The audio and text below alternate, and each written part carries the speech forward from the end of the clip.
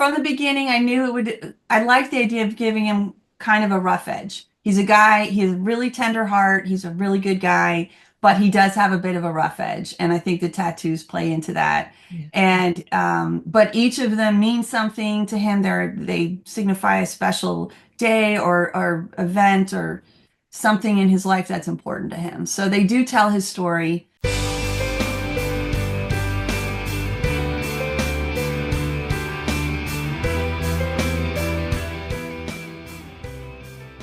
Welcome to our latest episode of Book Reporter Talks to our guest. Today is a repeat guest, Tracey Lange, and we're going to be talking about her latest novel, What Happened to the McCrays. I loved her earlier books, and this one's just as special. I feel like I know these families. I feel like we've become best friends. So it's really, I just love every time I sit down with one of her books, I know what's going to happen. In our review of What Happened to the McCrays, Rebecca Monroe says, poignant, sharp, and deeply hopeful. What Happened to McCrays is a knockout. Lang is at the top of her game here. She's able to characterize and bring to life hockey team dynamics, working class blue collar life, and the visceral, heart wrenching pain, all while maintaining and delivering on the promise of redemption. I don't think I can say it better. It's a Book Reporter Bets On selection, and really just welcome, Tracey. So good to see you again. You too. Thank you so much for having me back. So let's start with you giving us an overview of what happened to the McCrays. Okay. Briefly, it's a story about that takes a really close-up look at a marriage that has fallen apart. That's where the book started for me. Just kind of wanted to explore that idea, and I wanted to look at it from both sides. It's a dual point of view book and a bit of a dual timeline, so you kind of learn about this relationship and how it all started and what's happening now and how it ended and so that's the story. There's a present day story. They're kind of thrown back in each other's orbit due to a family emergency. They're living on separate sides of the country when the story opens, and then we basically kind of the story is very much about the title, what Mhm. happened to these guys. Yeah. So that's where it started. Wanting to just explore divorce, that thing that we all have impacts us all in some way, friends, Mhm. family, whatever it might be. Yeah. Yeah, if you just hear a couple breaking up and you're like, why? What happened? Sure, Yeah, what's sure. happening behind the curtain? And I remember a lot of parents get divorced when their kids are in college, going off to college. And one friend came over to me one day and she says, are you still married? And I thought, what do you know? Like, is there something going on that I should know about? And she said, Yeah, no, most people have split. And she goes, you want to go out to dinner? And it was a very interesting moment because why did all those couples split? Like, I thought yeah, everybody was happy and saw them at baseball games and things like that. So it was really interesting. What I was yeah. really amused is that the book is set in Potsdam, New York, and there's only one reason for this. Our neighbor across the street had been from Potsdam, and whenever she went back to see her mother, I heard stories about how cold it is up there. It's nowhereville. It's in the middle of no place. You can't imagine how cold. And you really nailed it in the book because I feel like I should just send her a copy and go, it's set in Potsdam. Bet you never thought a book would be set there. So why Potsdam? How did you take a thing on the map and go, let's go up here? I know I get that question so often, and one of the greatest compliments I can get are a few readers have already reached out to say, I'm from Potsdam or that part of the country, and you got it right. That is, a real joy to hear. But I knew I wanted a different kind of setting for this particular book. My first two books were kind of, in Westchester, kind of suburbia a little bit. And I was looking for just a small northern town, somewhere where they do have harsh winters and you kind of have to rely on your neighbors to some degree. Most people know each other, that sort of community. And so I just started looking around. I had an aunt that lived way up in Palmyra, New York, and sort of kind of started researching the area and came across Potsdam, which I had not been to at the time. Mhm. But the more I read about the history and kind of the personality of the town and just dug in, kind of went down the rabbit hole with it. Also, I found out there were two college campuses there, which added a nice layer to work in. It just felt really, it just felt like a great fit. And then when we visited there and I spent a few days and did more research. It just felt like a perfect backdrop for this story. So that's how I ended up in Potsdam. That's how you end up- I'm sitting there like, whoa, of all places. I And know, if you only knew how much I heard Brad from Diana through the years, I was like, oh, right? this is crazy. It is. It's rural. It's pretty isolated, Yes. but it's got some really cool history and character. And not easy to get to, like every single thing, not easy to get to. Yes, it's Right. almost in Canada. It's way, way up there. Yeah. Well, you open the book in Spokane in a tiny takeout place where Kyle, one of the main characters, is observing some local teens out to cause trouble. Now, it's interesting, like, why would we start there? But we learn a lot about Kyle there. We learn about his intuition for things that may go wrong, the way he's Mhm. always like looking out for that. What spurred you to introduce him and the book in that area? Like, and have that scene. And was that there from the beginning, or did you go back and do that one towards the end?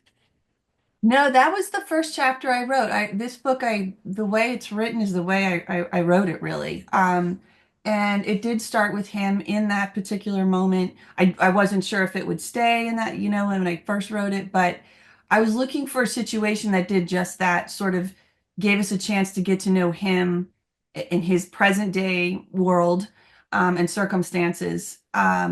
And also maybe kind of told us a little bit about his character, just what Mm-hmm. you're saying. And when Mm-hmm. these kids come in and they're causing some trouble, and you kind of wonder like, what's he going to do here? And he's looking out for the girl that's working behind the counter. So it just seemed like a good setup to get to know him and his current situation, while also just learning a little bit of backstory, and kind of where he's going. And that was my goal, to meet him. And then chapter two, we meet Casey before we kind of realize their connection and their past. It was like the Lee Child character, I'm telling you, because he's just sitting there like, I'm going to fix things. Like, I'm going to fix the situation. So he's coming home because his father's had a stroke and it's going to be a tough going home. I mean, did you toy around with how you were going to get him home, or from the start, did you know something with his father that will get him back? And also, I love the way he ignored all the phone calls, because that would be so typical of some of the men I know in my life. Yes, yeah, the hometown prefix sometimes. Yeah. Um that was there also pretty much from the beginning. Something that brought him home. It took a while to kind of land on exactly what that would be. It turned out Dad's has a stroke. I wasn't sure at first what that would be, but I did want something that was gonna force him to come back home and be there for a little bit. Yeah. So that I did my research, and that seemed like a good. He doesn't need him to just kind of pop in and check on him. He needs to be there and help him a little bit through his recovery. Yeah. Um, so yeah, that was also there pretty much from the beginning. Love the way this is just like, it just came out. The story just came out. Now, your knowledge of youth hockey, the team, the camaraderie, as well as the socialization aspects of it were so spot on. Just know from other kids who have played hockey. Now, I've heard that your sons didn't play, that you didn't play, your husband didn't play. So tell us about how you like really got this eye on what happens in youth hockey. I think as far as the feeling of it, and so much of that did come from our boys' sports. They were soccer and skiing, so not hockey. They just kind of didn't offer it where we were living. But that teamwork and the tournaments and all the carpooling and quitting, all of that is, general, I think, to a lot of those sports. But hockey came into play really sort of as a result of where I placed the book. They don't only play hockey in Potsdam, but it is very much a hockey town. Yeah. And so I just kind of started. I wasn't very familiar. I knew very basic information about hockey, I'd seen a few games, but so I just did my research, and I watched endless videos of middle schoolers playing hockey. And I just, talked to people. I had a writer friend who is a hockey nut. And so he was a little bit of a tutor as well. Right. But it was fun. That was one of the fun aspects, was to research hockey and get to know it. And so yeah, it was kind of a product of where the book takes place. Yeah, it's also a sport that's fast. It's fast and Yes, it's it's intense. dangerous in a lot of ways. Yes, It's yeah, dangerous, and where you're sitting there, you're trying to get teamwork going, but you also have to have people that are adept at being on skates and doing what they're doing as well. yeah. So, Yeah, it really fit the story in that way. The more I researched it, just the intensity of it, and there's some pain involved, and Mhm. the teamwork required, and all of those are sort of themes of the book as well. So it really fit quite nicely.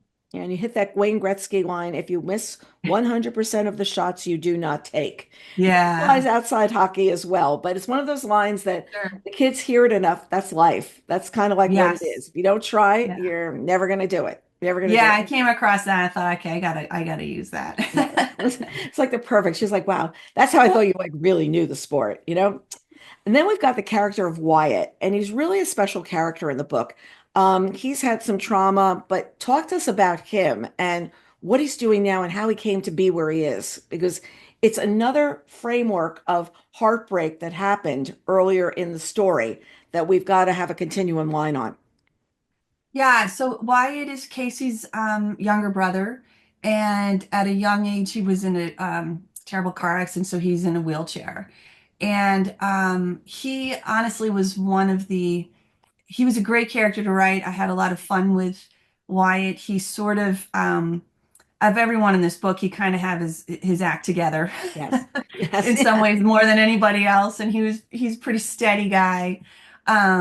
But he and Casey, his sister, they have a special relationship because they've had to really rely on each other, Hmm. losing their parents at a young age. So yeah, he's in a way, he was a great way to. He's very independent despite his wheelchair. He's successful. So he was a great character to write, and he just continually kind of was a chance to offer another perspective on these characters and their relationship because he's been there through all of it. Yeah, he's So had the a real wheelchair view of the whole thing. He's watched the whole thing totally. happen. And Yeah, he's doing woodworking, if I remember correctly. that's And his right. work is something that he's known for. And what I loved is that he's wheelchair bound, but he is of people the most savvy of what's going on and Hmm. intuitive about what's going on. And at the same time, he's got this fabulous craft that he's like made a life for himself and is in hot demand. And he's Wow. has an opportunity to, as the book goes on, to make a change for himself that no one would see coming. No one would say, "Oh, like why? Like well, why it's here and why it's like stably here." And he's like, "Well, maybe I'm not. Maybe I'm Yeah.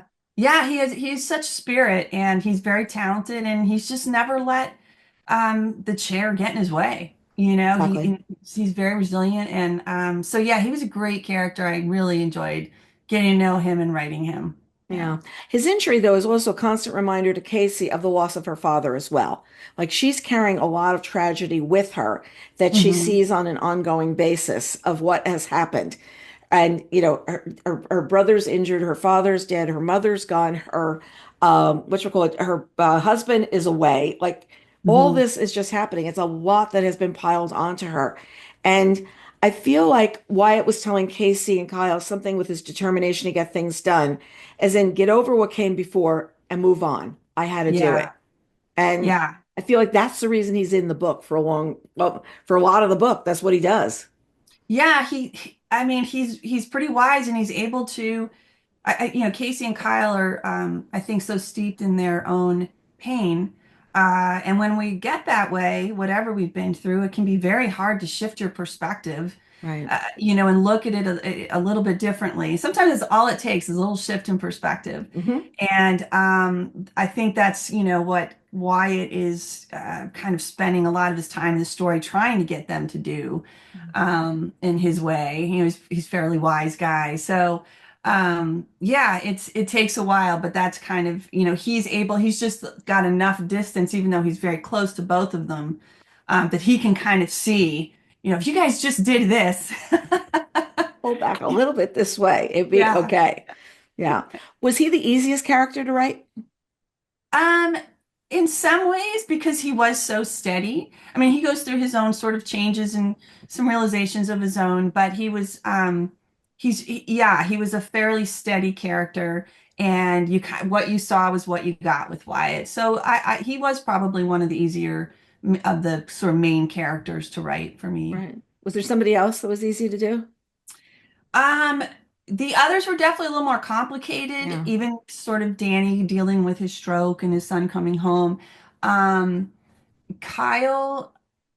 I don't know if easy is the word, but he definitely came sort of naturally to me. Hmm. And I would say Casey took probably the most work because she was so internal. Hmm. Um, the way she dealt with her stuff, her pain, and things that had happened. So she was in some ways a little more complicated, and I felt like it took me a little bit longer, maybe a few more drafts to kind of get her right, so that the reader could understand what she Yeah. was thinking and doing. Yeah, Yeah. you've got her, but it's she's really deep, and it's there's a lot of multiple and multiple pain and things she's caused to herself with pain as well. And it's Yes. just you're sitting there Yeah. watching this person, and you're trying to think about being in her shoes because she has a lot of blame that she feels about a lot of things, Yes. and blame is a lot of the way the blame that she's possessing. It has her doing so much other things to compensate. I feel Yes. like I'm going to go to school today, but I'm also going to take to these kids at lunch. And then I'm Right. also going to go to hockey and I'm going to bring the treats and I'm going to do this and I'm Yeah. going to do that. As it's like overcompensating for any time that something did go wrong. So if I do all these things perfectly, maybe something won't go wrong again, is what I feel like she was doing. Yeah, she very much needs to be needed. You know, Hmm. those are the things, that's what she fills her world with. And those characters, at times, it can be easy to become sort of frustrated with those characters, I think, Hmm. if they're too sort of self-sacrificing. But in her case, and she kind of knows this about herself, it's not self-sacrificing. She needs this stuff. Yeah. She needs these people and these things to fill her world because they distract her. Yeah. Um, so yeah, she was definitely a little more complicated, and I didn't want people to sort of get too frustrated and sort of want to give up on her in any Yeah. way. And she So also, I mean, she had a chance to go to graduate school. She had a chance to do this. She's had a chance. There have been opportunities to leave town. There have been, and something's always pulled her back. Something's always said, and then she tries to make rash decisions for herself at one point of, I'm going to do this, this, this, this, this. Everybody's like, what are you doing? Because it's not yeah, you. And yeah. it's just very She interesting keeps trying to because find the thing, the thing that's thing. going to fix it. And yeah, and she did have opportunities, and that was kind of a plan early on, was probably to leave, but she made different choices, and she owns those. She's not Mm, blaming anybody for those. no. She wouldn't change the choices she's made. But yeah, at some point, she's just trying to kind of find the thing. Her heart's in the right place. But yeah, It's just okay. We're gonna have lunch with the kids, and then we're going to do this, and it's like very little adult conversation. We'll just hang out with them and figure out what they're doing, yeah, you it's where know? she's comfortable, and Yeah. yeah, yeah. Well, and we also got tattoos that play a part in the story, especially the ones on Kyle. And we hear about these right up front. In the book at the beginning, he's actually saying that he was going to pull his shirt sleeve down to cover them, thinking that it might be off-putting of who he is to the girl who's behind the Mhm. counter. And I thought that was really interesting. Like he's thinking about what I can do, fix my hair a little bit, and he's very self-aware of what's going on. Mhm. But these tattoos are actually telling a story of his life, and they're things that are on there for particular reasons. What was your impetus to include those and to say, this is going to be something that's really so special to this guy, and it's something that's going to tell so much about him? It really, from the beginning, I knew it would, I liked the idea of giving him kind of a rough edge. He's a guy, he has a really tender heart, he's a really good guy, but he does have a bit of a rough edge. And I think the tattoos play into that. Yeah. And, but each of them means something to him. They signify a special day or event or something in his life that's important to him. So they do tell his story. And I loved that idea. But he is aware enough in that first scene, a young girl, and no one else is in the sub shop, and he wants to be aware of, in case they might make her nervous. So to me, that was just a characteristic moment for him. Yeah. And once I landed on the tattoos, I kind of had some fun with them. And so yeah, he's got a lot of them, but they're all meaningful. It becomes very pivotal as the story goes on. Becomes Yeah. a very pivotal thing. And I love the neighbors across the street. They're on their porch and they're seeing what goes on at the McCray's house and they're seeing what happens at the girl's house, at Casey's house. They're seeing going back and forth, what's going on. And they're a version of watchdogs, but also something of a silent communication. Like they nod, they do the wave thing. And I thought it was so much fun to have them because they're sort of the characters that if it's a show, they're just sitting there and they don't have Yeah. any lines. Like they're not going to make any money because they never open their mouths. They just like do gestures. But they really said so much about the community and what the community is like. So were they always the watchdogs on the You porch? know that the Foleys, they did come in later. They were in a later draft, and I just thought pretty much what you're saying. I thought it would just be a nice addition of people that have sort of watched this relationship unfold from their front porch. And you're right, they're not a big part of the story, but they're just again another kind of show another facet of this relationship because there are only three houses on this little street and they're one of them and they've watched this whole thing unfold and but it was an extension of the community. They were this couple that's watching. So anyway, I definitely had some fun with them, but they were a later addition. I just thought it would be a nice touch. Yeah, and you can see like, oh, like look what's going on now over there. Just Yeah, picture, yeah, you're sitting at the yeah. dinner table going, so you think what's going to happen next, Yeah, and there are moments where they kind of give their approval and moments they don't, and so I had some fun with that. And they're Yeah. also like, in case of something going wrong, they're on it. They're on it. They'd be Yes. calling 911, Yeah, it's like that, and I think I lived in a really, really small town in northern Idaho for a long time, and it's kind of like that. There are people you may never or very rarely speak to, but if you needed something, you could Right. pop over next door and yeah, get some Yeah. help. Look, So, we're friends with people in the neighborhood. I don't say I'm there all the time, but we're friends. And you can yeah, reach out and say, oh, what about this? What about that? And right. it's like we know each other's patterns enough. You know, sort of what people are doing. And if something's awry, like if somebody's not walking with the dog, you're like, well, what happened to Exactly. the dog? Like, what's going on Exactly. now? Yeah. Yeah, You for also do sure. this great job of parsing out Kyle and Casey's story. Like, really, like it's fed to us. And you really are thinking about at the beginning, why is he going back? But you really haven't thought about like what really happened. I wasn't Mhm. in that frame. And then all of a sudden it starts coming out. Did you outline how to build it out? I know you said you just sat down and started writing the story and know how you want it to flow, or is it just when you started writing, I can do this, I can do this, I can do this? I'm not much of an outliner. I just got to know these two characters and their families, but particularly Kyle and Casey. I spent so long thinking about them and developing them in my mind, even while I was working on the previous book, Hmm. that by the time I sat down to write the first draft, I don't mean to make it sound like it was easy and I just kind of threw it down. That No, doesn't no. work like that, not for me. But I knew them well enough that to a certain degree they kind of told me the story. That it really the way it unfolds to the reader is largely the way it unfolded to me. And when I started, I didn't know what broke them up. I knew maybe when they began. And that's that dual timeline that I have in there was there from early on. And it just seemed like a great way to dip back into important moments in their Hmm. relationship Hmm. without large chunks of backstory or, long flashbacks. Instead, we kind of just spend a chapter every so often, what really brought them together in the first place, what were their early days together like, and so on. Yeah. Um, so that it kind of also answers that question, like what happened here? What brought Yeah. them together in the first place, and where are we I now?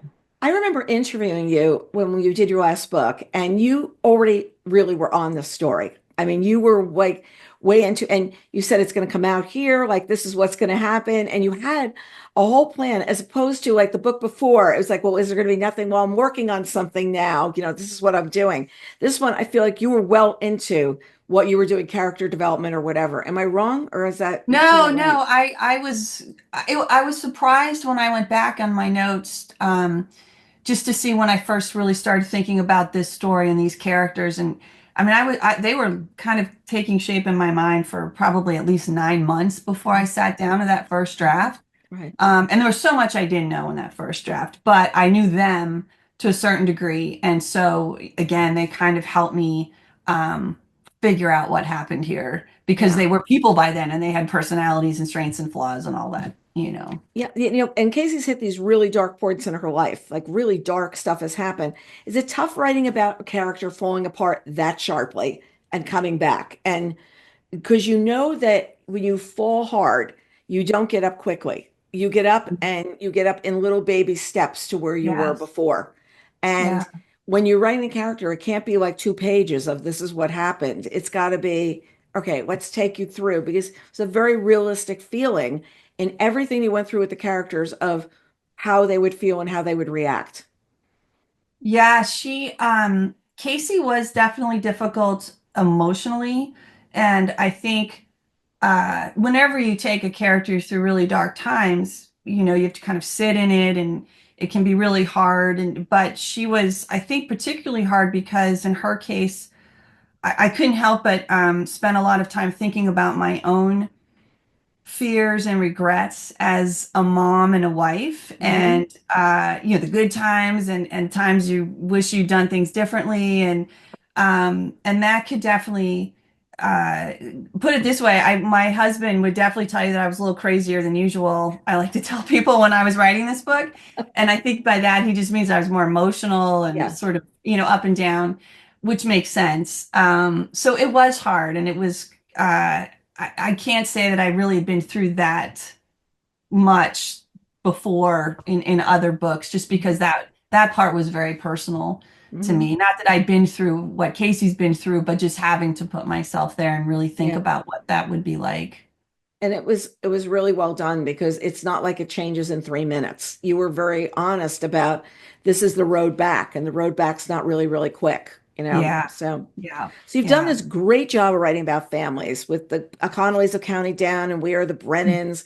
What makes you love writing about these families? Like, blue collar, like really the people that are like getting through day to day. It's not like, big goal at the beginning. It's just like, this is my life. I'm in this bar. This is what's going to happen, Yeah, that's what I'm drawn to. I don't know. I hate to say like normal people, but I guess just people that we can all relate to or that we've known or, this is, those are the people I love to write about that you Yeah. just, they're not super wealthy or they're not, it's just kind of, people living their lives and trying to get through the best every day. And I love to write about, I think I'm always trying to kind of like, in some sense, put families back together and, or look at what Mhm. happened here. And, my own, I'm sure part of it goes back to, my parents divorced when I was in middle school, Mhm. and it was awful. It wasn't amicable or, friendly, and it dragged on. And so that stuff has lasting implications. So I'm sure that's part of it. We're always, I think when we write, we're processing all that kind of stuff from Yeah. our own Like lives. the pawn in the Yeah. middle, going back and forth, it's Yeah. like, Yeah. yeah, like what's going to go on now? What's going on now? So let's talk about, was the title always What Happened to the McCrays? Can figure out where to get It this title. was. It It was. was. And I never know if the title's going to stick around. But I went with it because it seemed so fitting, and Right. everybody ended up feeling the same way. But that it really is. That's what it's about. What happened to these two and this And family. I think I've got a good angle. And then we've got snow. We've got to have Yeah. snow. We've got to have lots of snow. Snow's up here, the icicles coming It's down. part This of the is story. Yeah. definitely a January book. You couldn't do this book in the summer like the other books. No, no, no. This is a January book. And Yeah. you've got the snow and you've got this great type font here because it's really like what happened to them. And you feel like somebody's just writing on a piece of paper. So what happened to them? Yeah. What's their Yeah. Yeah. story? Yeah, that's my publisher came up with that cover. I love, as soon as I Love it. saw it, I was like, oh my gosh, it's perfect. So yeah. Perfect. It's like Yeah. absolutely perfect. So I've got this question, and I don't usually do this, but about movie. Has there been any interest in what you're doing? Because I feel like every one of your books would be this like great Netflix, like 1 hour and a half show. You know what I mean? Like it's Right, right. here it is. It's not going to be serious, folks. It's here and it's a wrap. And you're going to get so involved with these people. But you could get this down to an hour and a half. Like if you gave me this, I could figure out how to do it? I think so. I appreciate that. I hope so far. There was, I had the opportunity to talk to a couple of producers about We Are the Brennans a couple of years ago, and they were very excited and had a series in mind.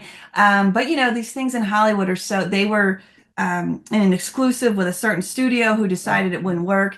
Anyway, so it's a dream, right? It would be a dream to Yeah, see I'm this little I'm just world thinking it's all come to, there on the page. It's yeah, all there. And the yeah. thing is the way it is constructed, it could be one of those 90-minute Netflix movies. It Yeah, doesn't need yeah. to be an ongoing series. I agree with you. And I Yeah. think that that is what I'm actually seeing. Okay, Netflix, are you listening to me? But that's what I'm seeing is a lot of those movies are you're in, you're out, and you felt the people. And I feel like Right. it's this one especially. I mean, all of them would work, but this one especially because you're going to deal with trauma. You're going to deal with so many different people, things, people, whatever. Yeah. Hockey, easy, shoot, I don't know. Yeah, I I'm agree. not a film Some humor in producer. there with the middle school kids are always fun. And so, Yeah. yeah, I see lots of And it's potential there myself, but we'll see. It's also shot, and I learned this from Mitch Kaplan with his down at Books and Books because he's got a film production company. And they came Oh, over and they met with me when we have an office in New York. And they sat to me and says to me, well, what books are you thinking about? And I'd say something, he goes, too many sets, too hard to do. And it's mm. all this of how can you shoot it? Like even the new the movie, but the Dylan movie that I keep forgetting, a complete unknown. Okay. Oh, They yeah. know the places it was shot in New Jersey. It was shot in Hoboken. It was shot here. It was shot there. And what they did to embellish the scenes and stuff like that. And it's a little bit longer than an hour and a half, but it's a movie. It's a story. Yes. It goes like Yes. this. And some of the stuff is like some needs to be serious and some just needs to be get in there, tell it, make it really powerful. So Sure. Yeah. if No, they're I listening think out it'd there, be an this, easy one, easy pick, but yeah, we'll yeah, see. well, believe me, I'll sit there and you're listening to me? I watch a lot of television. And people don't believe me that I watch a lot of television. I said, but I do. Like at night, if I'm working, I always have something on because I'm trying to see what the book What's out there? competition is. What the Yes. book, and it's always the book competition is what I'm thinking about is Yeah. Yeah. could people be doing if they're not reading right now? And how can we layer in, other things of what's going on? So I agree. I'd love to see more movie. There's been enough Marvel movies. It would be great to see more kind of quieter well, stories. and it's So, Netflix has been doing these 90-minute movies. Like it's mhm. 90 minutes because I think they figured out that at night, that's about how much time people have. Right. People If you have exactly. start at 9, you're over at 10:30. Start at Right. 8, And go you're to over at bed. 9:30. That's it. It's like, and then you Yeah. can go to bed. And you're That's not in right. a 3 hour, like you've got to be sitting in the theater kind of a film at Yes. all. So it's Yeah. very interesting. Also, audio has taken off so much. I mean, the audio, I'm always listening to something. In fact, it's funny. I like listen to 15-minute bites on the way to the gym and on the way back. And it's really funny Sure. because if I have to return a phone call instead, I get really annoyed because my 15 minutes got Because I want to go chopped to my off. book. Yeah. Yeah. Yeah. And there was one book I was listening to. I came in the house, and my husband goes, "What are you listening to?" And I was just there, like, "It's a book. Like, don't worry, it's not our life. It's really Yeah, I always have an audiobook going too. I love it. I love it. And this book, I was so excited that my publisher was willing to go with two narrators. That was my yes, hope. And I could not be happier with both of yeah." them. So yeah. I listened to Yeah. the clip. I listened to the early clip of him when he's in Spokane earlier, and we're going to Yeah. put it at the end of the podcast. And it's just so interesting to hear like the voice, and it nails it. That's exactly what you think, Kyle would be sounding like. It was Me great. too. As soon as I heard, I was like, oh, perfect. Yeah. Yeah. Nailed it. Nailed it. Yeah. So, are you working on something new? I'm about to start. We traveled a bunch over the holidays, and of course Yes. then I had this book launch, but I've been sitting with some new characters for a long time now. Again, that tends to be what happens for me. So I've given myself till next week. I have my writing group next week, and I need to show up with a scene or a chapter. So that's my goal. That's what's one of the great things about my writing group. It's the accountability and the support and all of that. Yeah. So Yeah, yes, I am working on the next thing. we had book group last night, and we decided the people are all about 20 years younger than me, and they come in and I knew they were going to have kid things over the holidays, like somebody was going to get sick. Sure. So I said, no required book, like none. Just tell me what you read, and then we're picking a book last night, and we go, like let's not do February, let's do March, and it's like okay, because it's Yes, let's talk about life, and life is going to get in the middle, and it's not going to be great. So let's I just go know. with That's where this. book clubs sometimes veer into therapy group or whatever you want to call it. Ours Yeah. is the best. I mean, we say we have the best group of people. And Oh, one of the girls, one of the women, had a child who was having some difficulty with a friend, and she could you just bring it to the group and see what they say? yeah. and see Yeah. what they think I should do as a solution. And I thought, Oh my this is so gosh. cool. And I don't really see them outside of meeting with the group that much. Like we run Yeah. into each other maybe, but it's not like these are, deep friendships. That's your time together. Yeah. But that is our time. And my husband disappears if he's not needed to open the wine because we always seem to have trouble opening wine. And He's the bartender. we bring out all these things. So he'll stick his head in at the beginning and goes, wine under control? Is it under Right. control? Or am I going to be needed? It's very funny.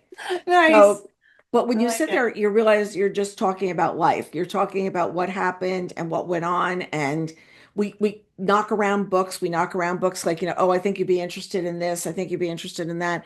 And then somebody may read it and we may pick it later, but and I look, with my knowledge, I'm not going to sit there and command like this is what we should Yeah. read or Yeah. anything like that. I'm not going to do that. Sure. And then you hear Yeah. really honest opinions about books because Yes. it's like, what I really felt about the character development, and nobody holds it against each other, like what you feel. It's like, it's book Oh, group. it's so subjective. Yeah. Like 9 out of 10 people could love it and someone else feels differently. Yeah. Yeah. Or they're not seeing the realistic character or that. And it's just very Sure. interesting. But it's, Yeah. I do too. bring it to the Yeah. hive is what she said. Bring it to your hive, mom, and see, because it's like what happens in book group stays in book group. It's really, And quite whenever you're amazing. talking about books, it just kind of seems to lead into real life, Yeah. it just kind of takes you there. So, Yeah, and we're yeah. sitting there, and also I love people with a different perspective. What I really like is they're younger and they're going through kids with their kids. We had a huge discussion last night about the anxious generation and Oh, social yes. I've been media hearing and about it. Yeah. phones and all of this. And it was a really good conversation about a book that like we just brought up and then we all just started reading pieces of Yeah. or whatever, but realizing there's a huge toll on kids today that I didn't have. Like my I kids are know. that much older and we didn't do that.